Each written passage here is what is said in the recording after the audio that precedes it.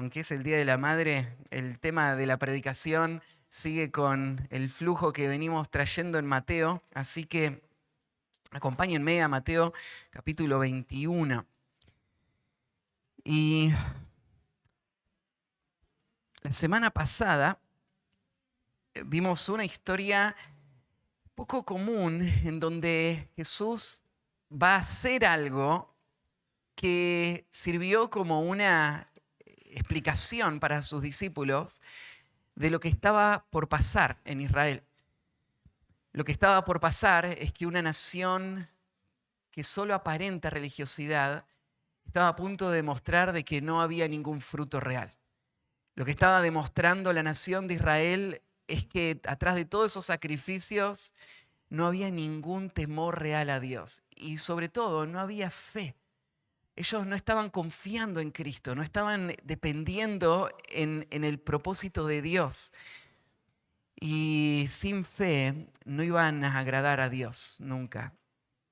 Más bien iban a ser castigados por rechazar al Mesías. Y la historia de la higuera estéril, sin fruto, iba a ser un testimonio, una parábola de lo que pasa con cualquiera que pretende vivir una religiosidad hueca, vacía.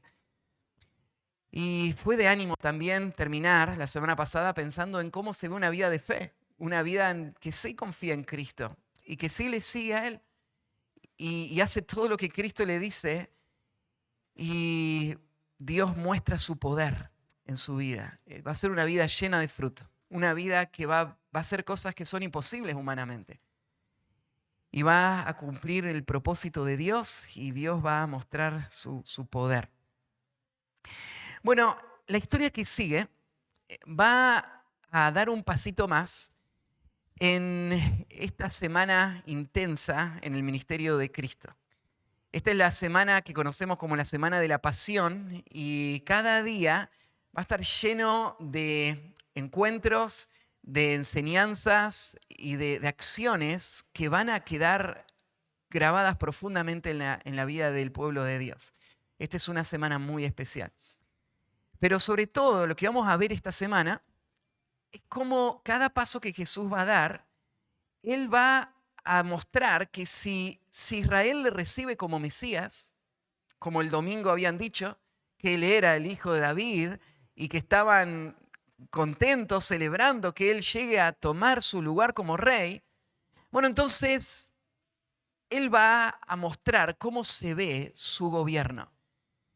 Y en estos primeros días, lo que Jesús empieza a hacer es cosas como las que vimos. Él entra al templo y echa fuera a todos los cambistas, todos los vendedores, todos los que compraban.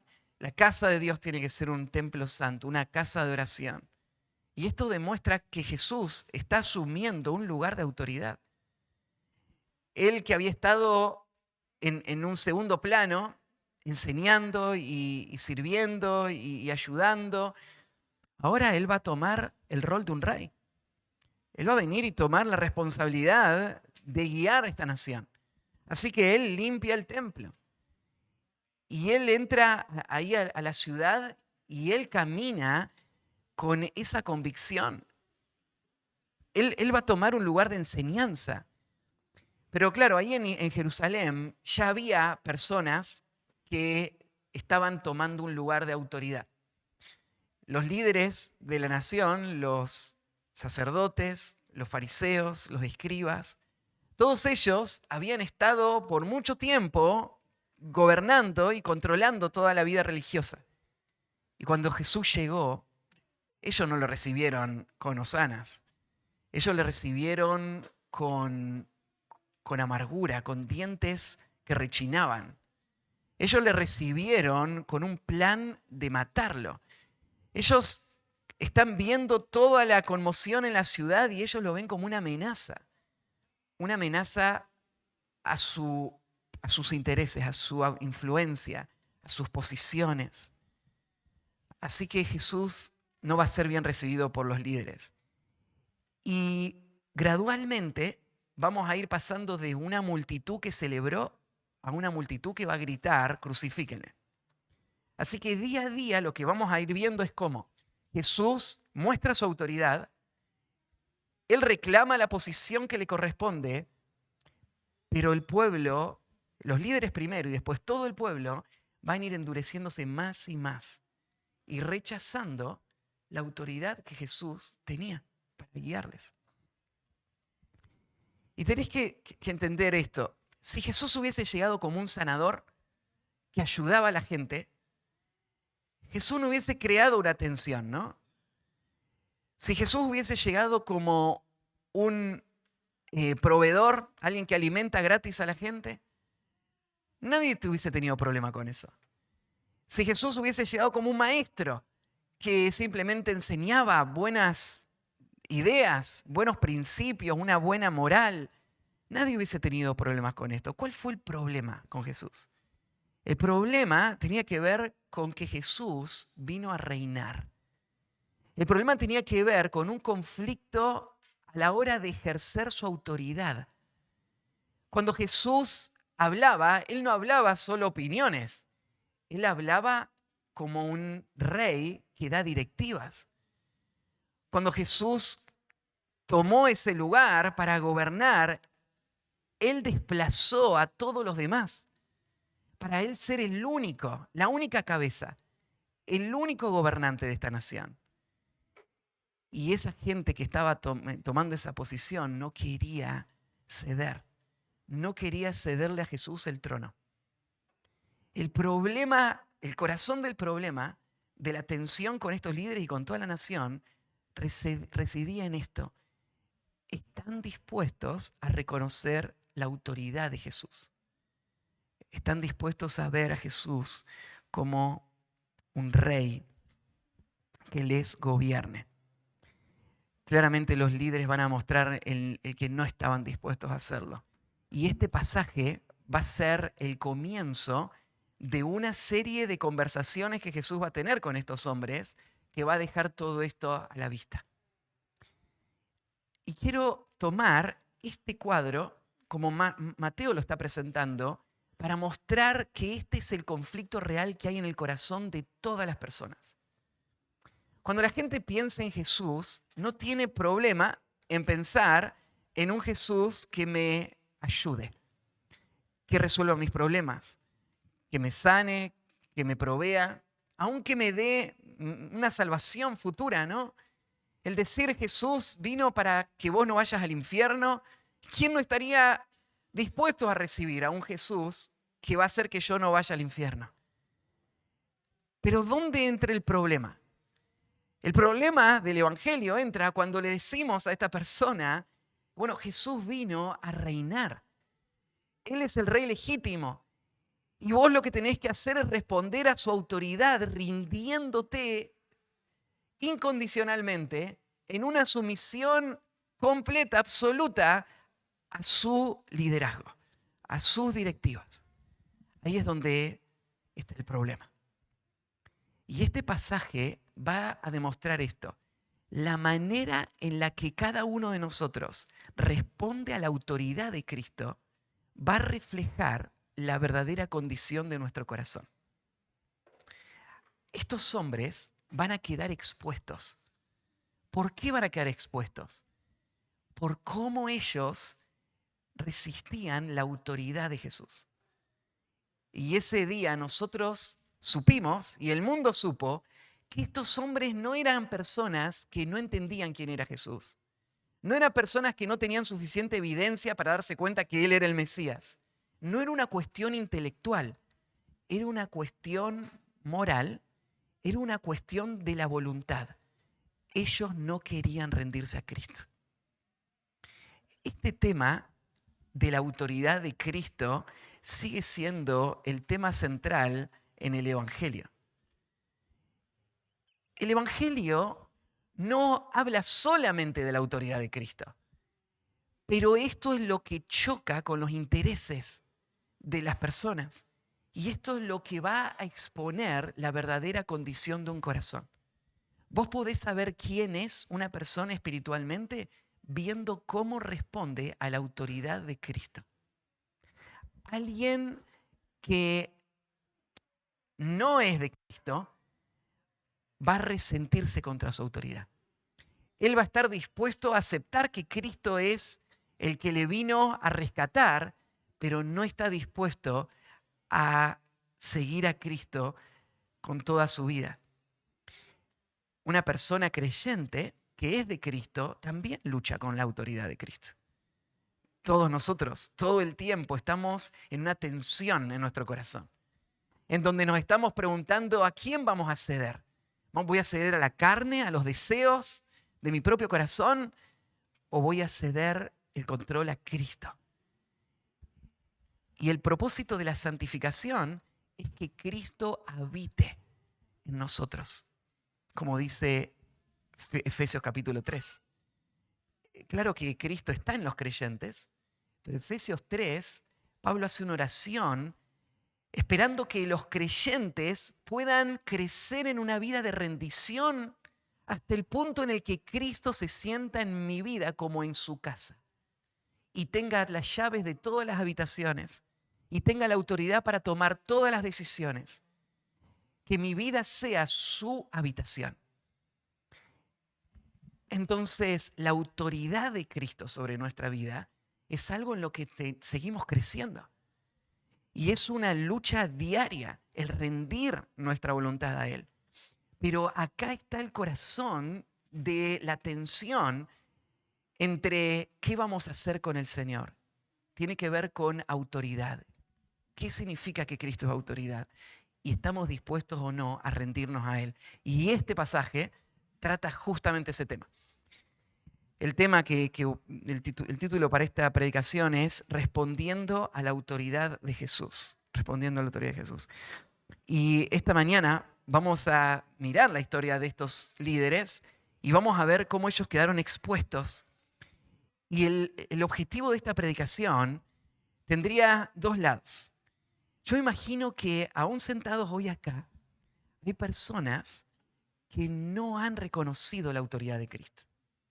Están dispuestos a ser simpatizantes de Cristo, a aceptar las enseñanzas de Cristo como sabias, a buscar los beneficios de Cristo, pero que todavía no han reconocido la autoridad de Cristo.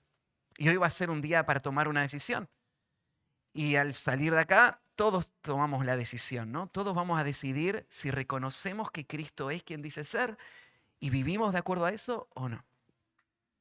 Y la segunda aplicación que pienso que vamos a sacar durante esta exposición es pensar en nosotros que hemos decidido seguir a Cristo. Recordar qué significa verlo a Él como el Rey y qué significa rendirnos a Él constantemente y vivir una vida de obediencia incondicional, rendición absoluta a su gobierno. Vamos a leer entonces el pasaje, el versículo que retomamos en el versículo 23. Dice así la palabra de Dios. Cuando vino al templo, los principales sacerdotes y los ancianos del pueblo se acercaron a él mientras enseñaba y le dijeron: ¿con qué autoridad haces estas cosas? ¿Y quién te dio esta autoridad? Respondiendo Jesús les dijo: yo también os haré una pregunta, y si me la contestáis, también yo os diré con qué autoridad hago estas cosas. El bautismo de Juan, ¿de dónde era? ¿Del cielo o de los hombres? Ellos entonces discutían entre sí diciendo: si decimos del cielo, nos dirá, ¿por qué pues no le creísteis? Y si decimos de los hombres, tememos al pueblo, porque todos tienen a Juan por profeta. Y respondieron a Jesús y dijeron: no sabemos. Y él también les dijo: tampoco yo os digo con qué autoridad hago estas cosas. Hasta te parece un poco graciosa la historia, ¿no? De cómo Jesús revierte la intención que ellos tenían de dejarlo mal parado y de afectar su ministerio, y ahora ellos quedaron en medio de la trampa, ¿no? Y quedan como niños ingenuos ahí respondiendo a Jesús. Pero todo esto entonces tiene que ver con este punto de autoridad. La pregunta de ellos: ¿quién te dio la autoridad? Así que, en primer lugar, Mateo nos va a contar el rechazo evidente a la autoridad de Cristo. Fíjate que ellos no llegan a Jesús a decir, Jesús, vos no sos autoridad para nosotros. Tal como sería muy raro encontrar una persona que esté en una iglesia y que diga, no, para mí Jesús no es el Señor. Para mí Jesús no es el que dirige mi vida. Sería muy raro que alguien lo diga así. Pero lo que pensamos, lo que decimos, lo que hacemos, va a evidenciar si le reconocemos como autoridad o no. Estos hombres no llegan para decir, Jesús, vos no sos autoridad. Ellos llegan con una pregunta. Pero es obvio lo que ellos están pensando en cuanto a Jesús. Arranca el versículo 23 de esta manera. Cuando vino al templo, los principales sacerdotes y los ancianos del pueblo se acercaron. ¿Se acuerdan que Jesús llegó el domingo y tuvo su entrada, toda la celebración, Él es el Mesías, toda la ciudad estaba llena de gente y todos ahora están conmocionados? Se va Jesús, duerme en Betania, la mañana siguiente vuelve y ahí tiene la primera escena de la higuera. Entró, tuvo la limpieza del templo, terminó el día y volvió a Betania. Al día siguiente sale el martes para Jerusalén de nuevo. Y ahí tiene la segunda escena de la higuera, cuando Jesús pasa y los discípulos se dan cuenta que estaba seca y ahí tienen el resto de la conversación. Así que estamos en el día martes. Jesús, el día anterior, había entrado al templo y había echado a todos. Las cosas están candentes ahí, ¿no? Los líderes, Jesús sin duda sabe que están enojados con eso. Uno pensaría, bueno, Jesús, podrías ir a otro lado a enseñar, ¿no? Pero va de nuevo al templo. ¿Por qué va al templo Jesús? Otra vez el martes. Esto es una evidencia de nuevo que Jesús está tomando su lugar como rey. Él está ejerciendo su autoridad. Todos dijeron que Él era el Mesías, el hijo de David, así que Jesús va al corazón de la nación, donde está el centro religioso y político de esta nación. Y Él va a ir a tomar su lugar. Y Él se para en el medio de ese lugar y se pone a enseñar en ese lugar. Jesús va al templo. Claro, para este momento nosotros sabemos que el templo está todo corrompido. Ahí están sus principales enemigos, ahí están las personas que lo quieren matar, que lo vienen planeando hace tiempo. Pero para este momento, la autoridad de Jesús no solamente es una autoridad que Él tiene independientemente, sino que el pueblo está respondiendo a esa influencia. Así que los líderes están crujiendo sus dientes de enojo y están indignados, pero están con las manos atadas, porque Jesús tiene una influencia tremenda. Así que Jesús va al lugar central de la ciudad, al templo, donde se está preparando todo para la Pascua, y Él se pone ahí. Y Él va a empezar a enseñar. Más adelante Mateo lo va a mencionar, pero Lucas nos agrega un detalle en cuanto a la enseñanza de Cristo. Ahí en Lucas 21, cuando narra este mismo suceso, dice, sucedió un día que enseñando Jesús al pueblo en el templo y anunciando el evangelio, llegaron los principales sacerdotes y escribas con los ancianos. Lucas agrega el detalle que él fue al templo para anunciar el evangelio.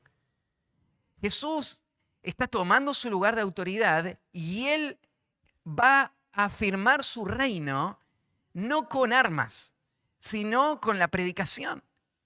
En corazones de personas que se van a volver de toda su religiosidad superficial y van a creer en el evangelio. Así que Jesús está ahí predicando. Dice Mateo lo próximo que mientras estaba ahí, mientras Jesús estaba en el templo, los principales sacerdotes y los ancianos del pueblo se acercaron a él mientras enseñaba y le dijeron. Acá se mencionan dos grupos hay otros grupos que sabemos que andaban alrededor y que estaban buscando matar a Jesús.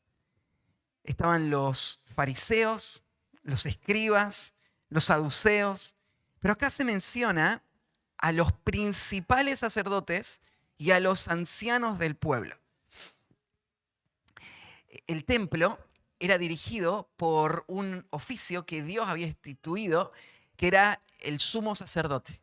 El sumo sacerdote era uno de los sacerdotes que era elegido para ser el que representara la autoridad máxima y sea el que entre al lugar santísimo una vez al año a llevar el sacrificio en nombre de todo el pueblo en el día de la expiación. Entonces estaba el sumo sacerdote. En el tiempo de Jesús había dos hombres que tenían ese cargo y se compartían las funciones y administraban la autoridad final para la nación de Israel, que eran Anás y Caifás. Los conocemos, ¿no es cierto?, porque aparecen en la narrativa en estos últimos días como los que están liderando el concilio, los que están tomando las decisiones. Entonces acá se menciona, no por nombre, pero los principales sacerdotes. El hecho de que ellos, no solo está hablando de los sacerdotes, está hablando de los que encabezan la autoridad sobre los sacerdotes. O sea, están los sumos sacerdotes ahí. Y se menciona también a los ancianos. La nación de Israel, cuando en el Antiguo Testamento, ¿se acuerdan que se formó y Moisés era el representante de Dios? Después, por guía de Jetro, se reorganizó el pueblo y ahora Moisés lo dividió en grupos y los puso a cargo de personas. Ese fue el segunda forma de gobierno. Pero después Dios en la ley estableció que en cada ciudad tenía que haber un concilio de ancianos que tomen decisiones y que evalúen que todos obedezcan la ley. Así que se implementó en la nación este sistema de ancianos. Los líderes del pueblo eran hombres respetables de edad que localmente tomaban una función de jueces, de administradores. Pero como nación, más adelante en la historia, se estableció un sistema similar a un senado. Solamente que en este senado no funcionaban con todas las dinámicas que hoy tenemos en nuestro país, por ejemplo. No es que se votaban cada 4 años a los senadores. En este senado, estos hombres respetables formaban un grupo que tomaban las decisiones en conjunto. Era un grupo de 70 hombres, en teoría, que se le conocía como el Sanedrín. Cuando acá se menciona a los ancianos del pueblo, se está refiriendo a ese grupo. Los hombres más respetables, los hombres que representaban a toda la nación, la dirección de toda la nación. Eran los hombres sabios que todos escuchaban. Ahora, pensá en la responsabilidad que tiene el liderazgo. Estos hombres son los hombres que se esperaba que guíen a la nación hacia Dios.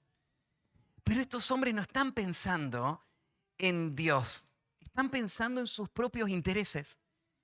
Y ellos se van a convertir como líderes en un tropiezo para toda la nación. Y ahora arranca la oposición con este grupo y va terminando diseminándose por todo el pueblo, todos gritando, crucifíquenles más adelante. Así que los principales sacerdotes y los ancianos se acercan a Jesús y fíjate el detalle que da Mateo, mientras enseñaba. ¿Qué hacía Jesús en el templo? Jesús no estaba creando una revuelta social.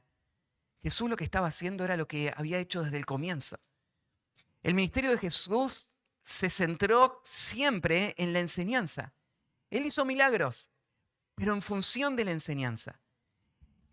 Él era un hombre que hubiese tenido un poder político impresionante, pero Jesús entendía que el reino iba a ser edificado a través de la predicación. A medida que corazones iban siendo transformados y entonces el Señor iba edificando su pueblo. Entonces ahí está, en el medio del templo, la última semana, antes de ser ejecutado, haciendo lo que siempre hizo durante todo su ministerio, predicando. Así que ellos van a venir ahora a Jesús para frenar su influencia. Y vienen con una pregunta. Esta era una forma natural de debate de aquel tiempo. Y entonces ellos se presentan, su intención es vencer a Jesús, es desacreditar a Jesús, pero el método es a través de esta conversación. Iban a tener un debate. Ellos iban a tener una pregunta, Jesús le iba a explicar esta pregunta, después ellos iban a responder a lo que Jesús le explicaba, iban a debatir hasta que iba a quedar expuesto quién tenía razón. Y de esta manera ellos pensaban conservar su poder, su autoridad. Así que llegan con esta pregunta que pone el foco en el asunto de la autoridad. ¿Con qué autoridad haces estas cosas? ¿Y quién te dio esta autoridad? Fíjate que hay dos preguntas, las dos tienen que ver con el mismo punto. La pregunta tiene que ver con autoridad y está basada en un concepto que ellos aceptaban como obvio en cuanto a cómo se ejercía la autoridad.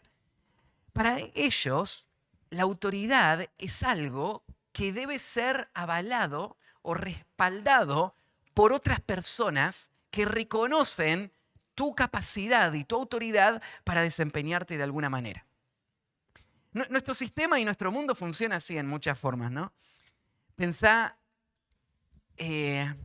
hace unos días, una noticia, profesor es condenado por ejercer la profesión sin título. O sea, hay alguien que se puso ahí, ¿no es cierto? Y parece que nadie se dio cuenta y estaba en una escuela enseñando y no tenía el título para enseñar. Porque nuestra sociedad funciona de esta manera. ¿Quién te respalda?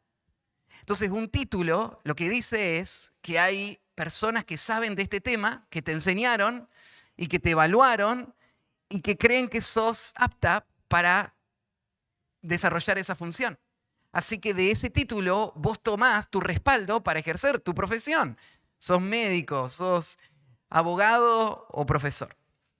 Entonces, bueno, así funciona, ¿no? Los hombres se apoyan en otros hombres que le reconocen sus capacidades para poder tomar una función.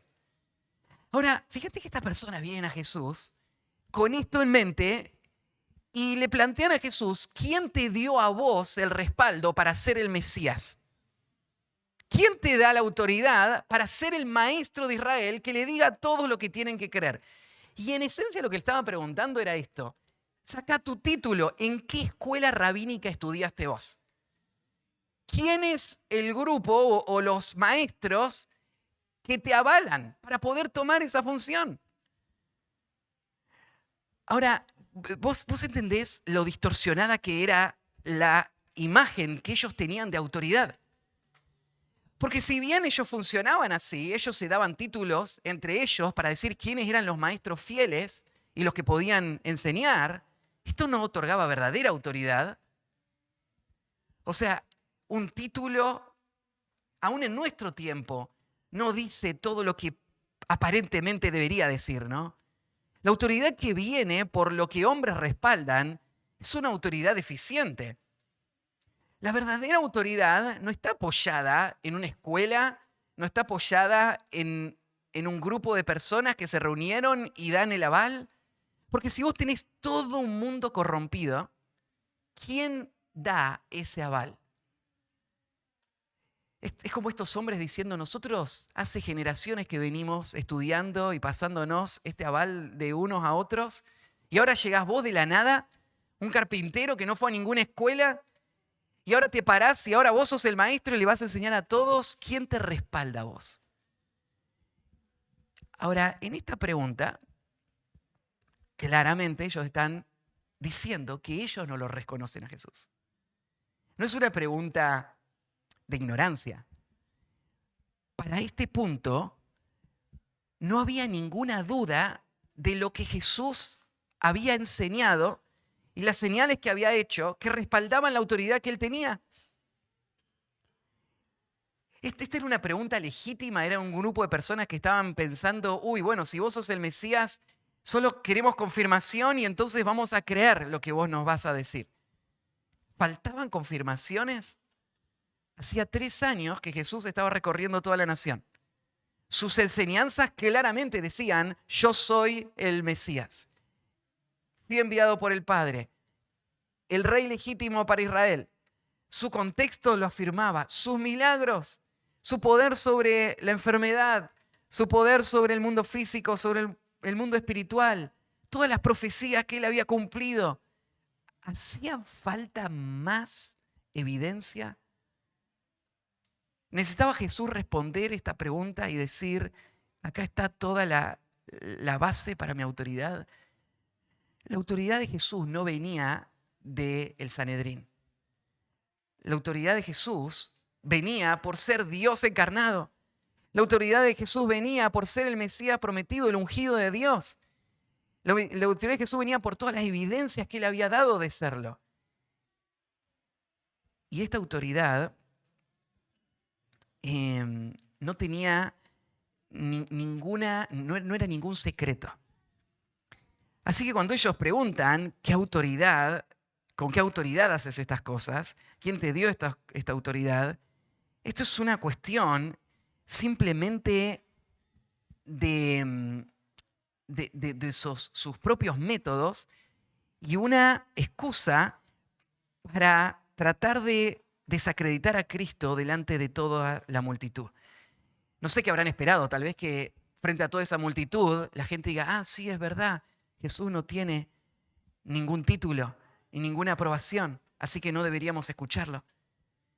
Pero ¿quién da el respaldo a Jesús? ¿Quién dice que Él es verdaderamente el Mesías? ¿Lo dice esta gente que por celos está tratando de desacreditarlo para mantener su poder?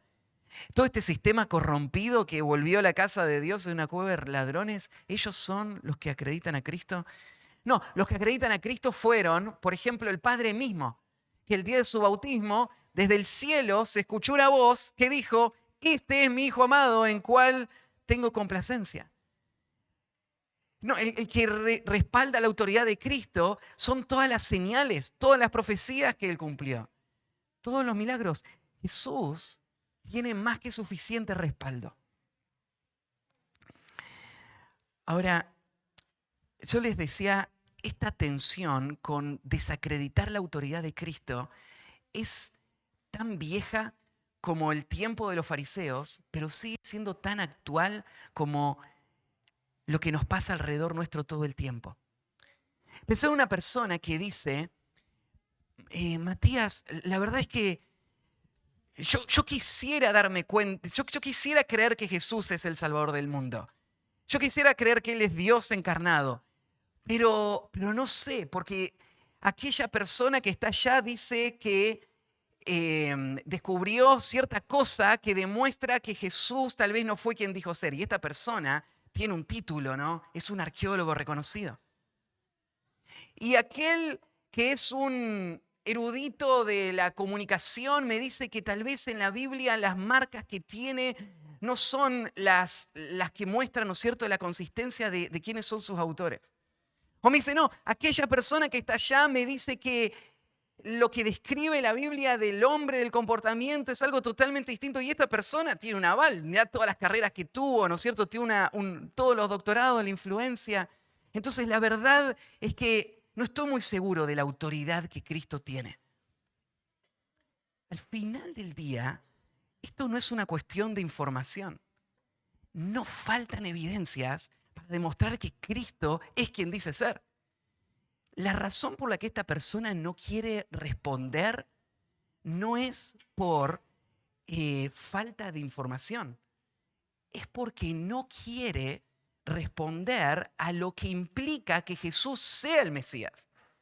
Lo que él sabe es que si él dice, sí, Jesús es el Mesías, él tiene que rendirse completamente a él. Él tiene que abandonar todos sus intereses. Él tiene que dejar todo su pecado. Él tiene que vivir completamente para lo eterno. Él tiene que obedecer toda la palabra de Dios. Entonces, parece que es fácil sacar esta excusa, ¿no? Y decir, ¿cuál es tu respaldo? Dame las evidencias. Parece que no hay suficientes todavía. Necesito más. Esto es lo que esta gente estaba diciendo, pero en el fondo no era una cuestión de información. Era un conflicto de intereses. Esto se ve en otros campos también. Pensar en una persona que dice, Matías, yo sé que la Biblia dice esto, pero ese pero lo que está demostrando es esta misma actitud de no reconocer la autoridad de Cristo.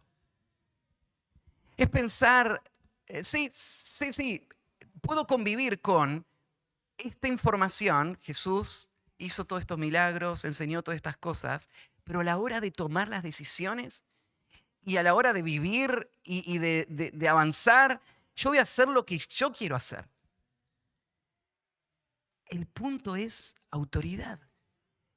¿Tiene Cristo la autoridad suprema o no? Estos hombres no creían que Jesús tenía la autoridad suprema. Pero, de nuevo, no lo creían por una condición moral. No lo creían por las implicancias que esto tendría, no por la falta de información. Entonces, en primer lugar, vos ves el rechazo evidente. Lo que Mateo nos está contando es que los líderes religiosos de la nación de Israel, cuando Jesús apareció y dijo, yo soy el rey y estoy listo para tomar el lugar, ellos rechazaron a Cristo. Y lo sabemos por esta pregunta que hicieron. ¿Quién te dio esa autoridad? Y vos podés conocer quién está rechazando a Cristo por esa misma pregunta. Vos podés saber quién está rechazando a Cristo por esta misma actitud.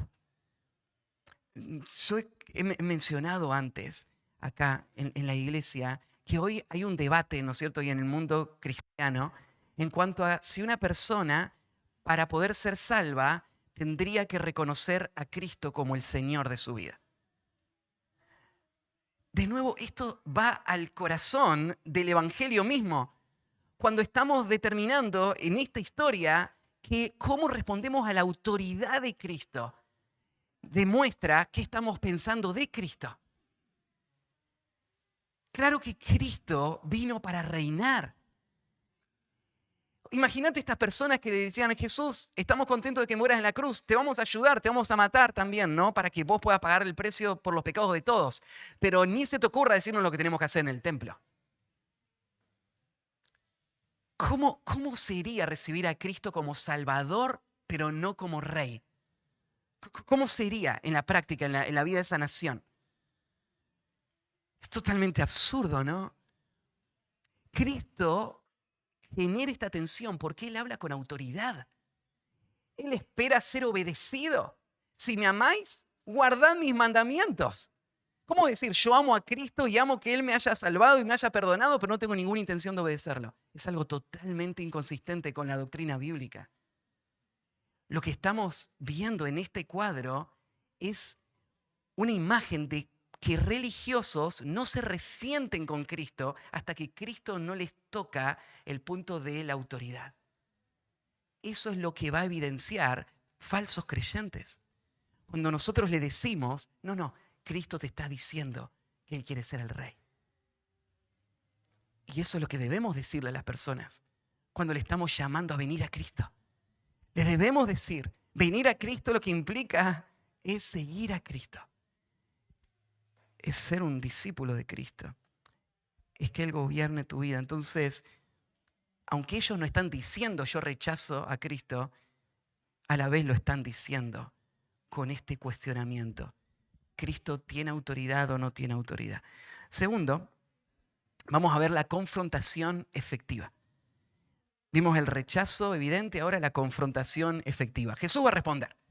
Y va a responder de una manera totalmente inesperada para ellos. Porque pensaban que lo tenían acorralado y Jesús ahora va a ponerse a la ofensiva, ahora acorralándolos a ellos y haciendo una confrontación que va a dejarlos totalmente expuestos. Jesús va a responderles con otra pregunta. Ahora, tal vez has escuchado que no está bien responder a alguien que te hace una pregunta con otra pregunta, ¿no? Y en general, cuando alguien responde con otra pregunta, lo que está haciendo es evadir la pregunta que le están haciendo, ¿no? Entonces, no, cuando alguien te pregunta, tenés que responder lo que te está preguntando y no evadirlo distrayendo la conversación. Ahora Jesús va a responder con una pregunta, pero no para evadir la respuesta. Jesús le va a responder de una manera contundente. Su respuesta es sumamente clara. Pero Jesús decide responder con una pregunta para lograr dos cosas a la vez. En primer lugar, responder lo que ellos están preguntando, pero en segundo lugar, exponer la razón por la que ellos no están respondiendo a esta verdad. Jesús podría haber dicho, yo soy Dios, y listo, esa era la respuesta. De ahí viene su autoridad. Él podría haber dicho, miren todas las señales que hice, y esa era la respuesta. Y eso hubiese silenciado a estos hombres, porque Jesús sí tenía respaldo. Pero Jesús quería más que solamente silenciarlos. Él quería exponerlos. Así que le hace esta pregunta para lograr estos dos resultados. Jesús muchas veces lo hizo de esta manera. Él es un orador único. Su capacidad de argumentación, de debate, es incomparable. Así que uno ve, por ejemplo, a Jesús usando esta herramienta de repreguntar con este doble propósito en otros pasajes. Ahí en Lucas 6, por ejemplo, versículo 9, Jesús responde con una pregunta cuando dice, os preguntaré una cosa, ¿es lícito en día de reposo hacer bien o hacer mal, salvar la vida o quitarla? Y mirándolos a todos alrededor, dijo al hombre, extiende tu mano, y él lo hizo. Así su mano fue restaurada sana. Entonces ellos le preguntaron, ¿está bien sanar el día de reposo? Y Jesús le va a hacer otra pregunta. Bueno, yo también les voy a hacer una pregunta. ¿En el día de reposo se puede salvar una vida o quitarla? Entonces, Jesús está usando esta herramienta.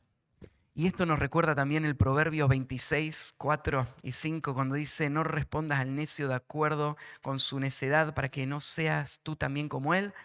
Responde al necio como merece su necedad para que no se estime sabio en su propia opinión. Jesús no va a entrar en el debate que ellos lo querían meter. Jesús lo que va a hacer es exponer su necedad con esta pregunta que los va a dejar atrapados. Así que, bueno, esta va a ser la pregunta. Le dijeron, ¿de dónde viene tu autoridad? Versículo 24. Respondiendo Jesús les dijo, yo también os haré una pregunta. Y si me la contestáis, también yo os diré con qué autoridad hago estas cosas. De hecho, la respuesta de ellos a esa pregunta iba a dar automáticamente la respuesta a la pregunta que ellos habían hecho. Entonces Jesús dice, las dos están unidas. Así que pensemos en esta segunda pregunta, y esta segunda pregunta va a dejar claramente en evidencia la respuesta de la primera. La pregunta fue esta, ¿el bautismo de Juan, de dónde era? ¿Del cielo o de los hombres? Esta pregunta no era una pregunta difícil de responder. Si Juan había sido un profeta legítimo que hablaba en nombre de Dios, o si a él se le había ocurrido, o había habido alguna otra conspiración, a Jesús se le había ocurrido y lo había convencido a Juan, o de alguna manera habían planeado todo lo que se hizo. ¿De dónde vino Juan? ¿Vino de Dios o de los hombres? Esta pregunta era una pregunta que no necesitaba mucho pensamiento, porque, como les digo, estaba claramente establecida la respuesta. Ahí en Juan 1:6, Juan dice, hubo un hombre enviado de Dios, el cual se llamaba Juan. Juan no es de los hombres, Juan es de Dios. Ahí en Lucas 1, 11 al 17, viene el anuncio del ángel a Zacarías. El ángel del Señor estaba puesto en pie a la derecha del incienso. Se turbó Zacarías al verle. Versículo 13, pero el ángel le dijo, Zacarías, no temas, porque tu oración ha sido oída y tu mujer Elizabeth te dará a luz un hijo y llamará su nombre Juan. Y tendrás gozo y alegría y muchos se regocijarán de su nacimiento, porque será grande delante de Dios. No beberá vino ni sidra y será lleno del Espíritu Santo, aún desde el vientre de su madre. Y hará que muchos de los hijos de Israel se conviertan al Señor, Dios de ellos, e irá delante de él con con el espíritu y el poder de Elías para hacer volver los corazones de los padres a los hijos, de los rebeldes a la prudencia de los justos, para preparar al Señor un pueblo bien dispuesto. Eso es lo que el ángel había dicho que Juan era y a qué venía. Él vino a preparar el camino del Señor. Jesús en capítulo 11 había dicho lo siguiente de Juan. Mientras se iban los discípulos de Juan, ¿qué saliste a ver el desierto, una caña sacudida por el viento? ¿O qué saliste a ver a un hombre cubierto de vestiduras delicadas? Es aquí los que llevan vestiduras delicadas en la casa de los reyes están. ¿Pero qué saliste a ver? ¿A un profeta? Sí, os digo, y más que un profeta. Juan era el mensajero de Dios que tuvo un nacimiento sobrenatural y una profecía de qué iba a ser su vida y cuál iba a ser su misión. Él iba a preparar el camino para el Mesías. Entonces, si vos respondés esta pregunta, ¿quién era Juan? ¿Qué vino a hacer Juan? Entonces, ahí está la respuesta de quién es Jesús. Juan dijo, he aquí el Cordero de Dios que quita el pecado del mundo. Si Juan es el mensajero, si es Elías que viene antes del Mesías, lo que tanto se había estado esperando, entonces ¿quién es Jesús? Él es el Mesías. Ahora, ¿quién era Juan? No era difícil de interpretar. Juan no había dado una sola indicación de que él podría no haber sido este profeta. No hubo una sola persona que lo cuestionara. No tenemos ningún registro de nadie que haya dicho, Juan no es el precursor del Mesías. Juan no es el mensajero de Dios. Juan no vino de parte de Dios. No hay nadie que lo diga. Las multitudes no lo dijeron. Herodes no lo dijo. La gente no lo dijo. Los líderes no lo dijeron. Nadie. Todos veían en Juan las marcas de este hombre, de este vocero. Entonces, ¿por qué Jesús va a sacar a Juan acá? ¿Qué tiene que ver Juan con esto? Lo que Jesús va a demostrar es que a estos hombres no le interesa saber si Jesús es o no el Mesías. Así como no le interesaba saber si Juan era o no de parte de Dios. Lo que a ellos les interesaba era las consecuencias que esto tendría. La pregunta que ellos hicieron, ¿quién te dio esta autoridad?, no es la pregunta que a ellos realmente les interesa. La pregunta que a ellos les interesa realmente es, ¿qué es lo que más nos conviene? ¿Quién sea Cristo o quién sea Juan es totalmente irrelevante para ellos? Ahora veamos el tercer punto, perdón. Vimos el rechazo evidente, la confrontación efectiva. Ahora Jesús dejó ver esto. Ustedes saben quién es Juan. Pero ahora vemos la encrucijada necesaria. La encrucijada necesaria. Ahora ellos van a ser presionados a tener que responderle a Jesús. Y esto le va a poner en una situación muy incómoda. Entonces ellos discutían entre sí diciendo. O sea, ¿por qué hace falta discutir entre ellos? Si Juan es el Mesías, el precursor del Mesías, la respuesta ya está ahí. Jesús es el Mesías. Ellos no necesitan seguir evaluando esto, no necesitan una conversación, no necesitan tomar una decisión. Si Jesús es el Mesías, entonces ya está. Él tiene la autoridad. Esto parecería lo más razonable, ¿no? Si Jesús establece que Él es el Mesías, entonces ¿estás dispuesto a rendirte completamente a Él?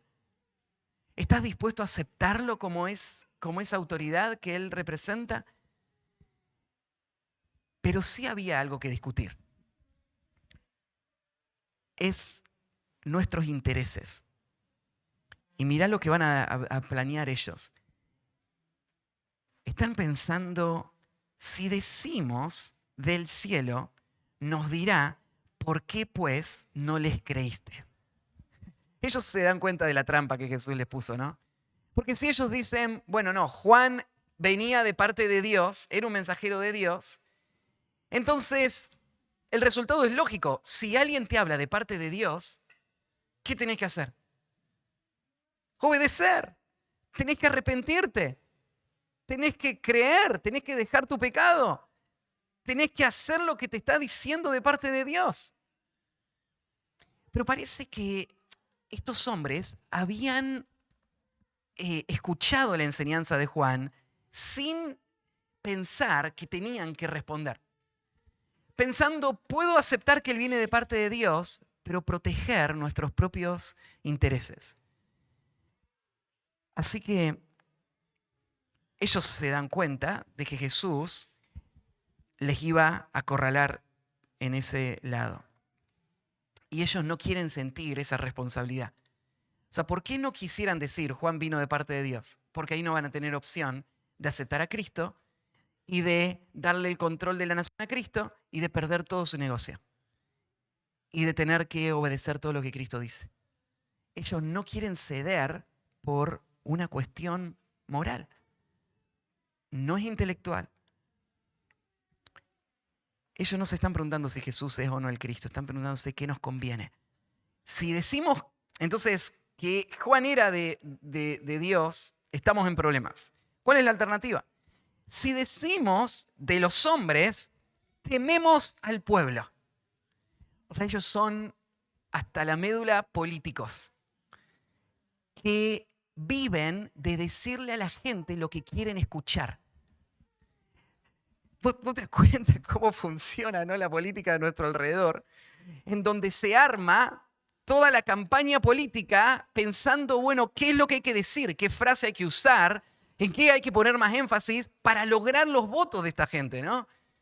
Entonces, ¿qué hace el político? Se acomoda los intereses de la gente para poder llegar al poder, para poder lograr sus objetivos personales. Así que pensé, esta gente eran políticos expertos. Y ellos están leyendo el estado anímico del pueblo, como hacen todos los políticos, ¿no? Y pensando, ¿qué es lo que ellos harían si yo digo esto? O sea, ellos no están actuando por convicción, ellos están pensando en estos intereses. ¿Y qué ven? Hace 3 días, hoy es martes, el domingo, todo el pueblo estaba gritando, Hosana al rey David. Imagínate si ahora nosotros nos paramos y decimos, no, él es un impostor, no viene de David. Nos linchan, ¿no es cierto? Nos agarran a todos y nos sacan a la rastra, nos crucifican a nosotros ahí afuera. Entonces ellos no pueden decir,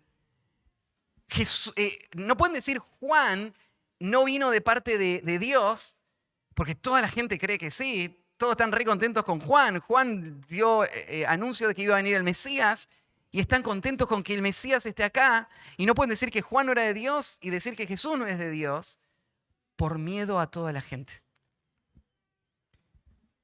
Esta es la manera en la que viven las personas ahí afuera, no solo los políticos.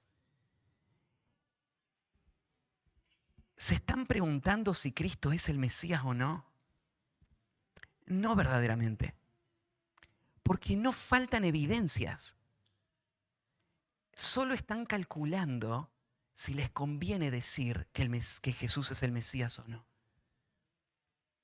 ¿Sabes lo que vos necesitas para poder ser parte del reino de Cristo? Es no pensar en tus intereses y solamente decidir una sola cosa. ¿Es Cristo o no el Mesías?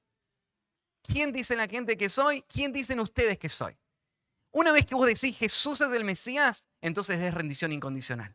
Completa, sigo a Cristo. Ya no me importa qué consecuencias tenga. Solamente me importa ahora es qué quiere Jesús. ¿Qué dice Él? Solamente eso pienso. Pero la carne no quiere eso. Como estos hombres que querían aferrarse al poder. Querían aferrarse al dominio que ellos tenían sobre la nación. Sobre sus propios deseos. Así que, ¿cómo van a responder? Ellos dicen, yo prefiero quedar como un tonto que comprometerme. Así que la respuesta que se les ocurrió fue, no sabemos. O sea, ¿quién va a creer eso? Todos sabemos lo que ustedes están haciendo. Todos sabemos lo que están pensando. No es falta de conocimiento. Y Jesús entonces va a dar estas palabras de juicio para ellos. Él también les dice, tampoco yo os digo con qué autoridad hago estas cosas. No hacía falta decirlo, ¿no? Ellos ya lo sabían, solo que no lo querían aceptar. Así que Jesús dice, bueno, si ustedes no quieren aceptarlo, ya no hay más nada que pueda decirles. ¿Qué le voy a decir? ¿Yo soy el Mesías? Es totalmente irrelevante para ustedes. Porque no es una cuestión de información. ¿Qué le tengo que dar más señales? No es cuestión de señales. Entonces, como juicio, Dios le dice, bueno, ya no les voy a decir más. Silencio. ¿Vos pensás en el silencio como un juicio cuando te das cuenta que la verdad es el único camino a la salvación? Ahora estas personas lo que tienen es el silencio de Jesús. Yo no les voy a decir de dónde vengo. No les voy a decir con qué autoridad hago esto. Porque ustedes no quieren recibirlo. Ese es el peor juicio, ¿no? Para una persona que está escuchando y que está endureciendo su corazón. Entonces, en esta historia corta vemos reflejado este principio tan crítico de la fe cristiana. Cristo vino para reinar. Él habla con autoridad y no hay opción de responder a esa autoridad. Tenemos que responder a esa autoridad. Y hay dos caminos. Es decir, yo rechazo la autoridad de Cristo o yo me someto a la autoridad de Cristo. No está disponible la opción de la ambigüedad, de decir, bueno, la verdad es que no sé si será autoridad. No sé si Jesús será el Hijo de Dios. No sé si Él habrá dicho lo que dice. No sé si la Biblia dirá la verdad. No sé si fue cambiada. No sé si es tan así. No sé si Jesús tendrá razón en esto. Esa no es una opción. La opción es, ¿me someto a Cristo o lo rechazo? Son las dos que tenemos, ¿sí? El mensaje es claro y la pregunta es, ¿qué vas a hacer vos? ¿Qué vamos a hacer cada uno de nosotros? Cuando hablaba de que la incredulidad nunca es una cuestión de evidencias, ¿te acordás la historia que Jesús contó del rico y Lázaro? De este hombre que muere, ambos mueren, el rico y Lázaro, y se encuentran, o están los dos en el seno, en el Hades. Lázaro está en el seno de Abraham, el rico está en el tormento. Y ahí el rico mira de lejos y lo reconoce a Lázaro. Y le ruega, por favor, Abraham, envía a Lázaro que traiga una gota de agua para apagar esta sed. Y él dice, no se puede. No se cruza de un lado a otro. Él dijo, bueno, entonces por favor manda a alguien a que vaya a mi familia y les hable para que no vengan acá. Y Abraham le dice, ya tienen a los profetas, que los escuchen a ellos. Y entonces responde el rico, no, si mandarías a Lázaro, ahí creerían, porque verían a alguien resucitar. Y frente a una resurrección no van a poder argumentar más, y ahí van a creer, y van a venir, y van a ser salvos. ¿Y qué le dijo Abraham? Si no le creen a los profetas, no van a creer aunque uno se levante de los muertos. Y uno podría decir, no, yo no estoy de acuerdo. Si alguien se levanta de los muertos, sí o sí creería. ¿Sí? Jesús se levantó de los muertos. ¿Falta alguna evidencia para que el mundo entero se rinda a Cristo? No. Jesús se levantó de los muertos. ¿Y por qué la gente no cree? Porque no quieren creer. Porque no les conviene creer. No es porque no sea verdad. Es una cuestión de autoridad. No quieren rendir la autoridad a Cristo, el gobierno de sus vidas a Cristo. Y entonces no es una cuestión de evidencias. Venir a Cristo va a requerir una rendición absoluta e incondicional. Y esta es una obra que solo Dios puede hacer en nuestros corazones. El corazón del hombre es demasiado rebelde como para poder abandonar esa terquedad. Solo Dios puede traer el cambio que un corazón necesita para poder bajar las armas y decidir, ahora quiero vivir para otro. Pero en la gracia del Señor, eso es lo que Él ha hecho en nuestros corazones. Y esa es la razón por la que estamos acá, por la que somos de Cristo. Y esa es la marca que nos define. Ya no hijos de desobediencia, ahora hijos de Dios. Ahora siervos de Cristo. Ahora parte de su reino, viviendo para Él. Que esta autoridad se refleje cada día en la forma en la que nos relacionamos con Él. Oramos para terminar. Padre, gracias por este pasaje que tan simple, pero tan directo, nos incomoda y nos expone. Señor, haz tú la obra que nuestros corazones tanto necesitan. Llévanos a vivir bajo la autoridad de Cristo más y más. Obra en los corazones de los que aún son esclavos de sus propios intereses y deseos, como políticos que calculan qué es lo que sería mejor. Y ayúdales a olvidarse de qué es lo que sería mejor y aceptar lo que es verdad. Y después responder a las implicancias de esa verdad. Señor, te ruego que hagas esta obra para tu gloria y el bien de todos los que van a responder al Evangelio. Edifica tu iglesia y, Señor, muestra tu poder en que muchos crean en este Evangelio. Un Evangelio que es una locura para los que se están perdiendo, pero que es sabiduría y poder de Dios para los que se salvan.